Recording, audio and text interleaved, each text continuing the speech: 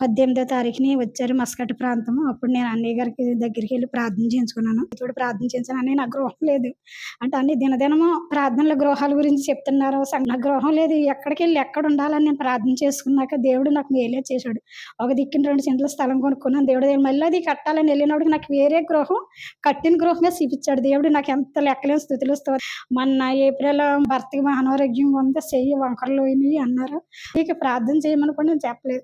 అన్నీ దినదినమో ప్రార్థన చేస్తున్నారు. ఇంక అన్నీని చేయమంటే ఎందుకని నేనే ప్రార్థన చేసుకుని అప్పుడు ప్రార్థన చేయించుకుని అప్పటికి అన్నయ్యకి మెసేజ్ పెట్టాను. "అన్నయ్య నా భర్తకి ఇలాగుందంటే." "అమ్మ తల్లి నువ్వేం బాధపడకు. నా భర్త చాలా క్షేమంగా ఉన్నాడు. పని చేసుకుంటున్నాడు." నేనేమో పక్షవాతం వచ్చిందని అందరూ అన్నారు. అయ్య బాబోయ్! ఇంత పరిస్థితి ఏంటి? బాకీలు చూస్తే చాలా విపరీతంగా ఉన్న స్థలం ఇల్లు కొనుక్కున్నాను. ఇంకా చేసుకుని అన్ని ప్రార్థనలు ఏకోపించి అన్నయ్యకి మెసేజ్ పెట్టాను. "అన్నయ్య నా పరిస్థితి ఇలాగుందంటే." "తల్లి నువ్వు బాధపడకు. నువ్వు కష్టపడి పని చేసుకుంటావు. నువ్వు వెళ్ళవు. నీ భర్త బాగానే ఉంటారు." అని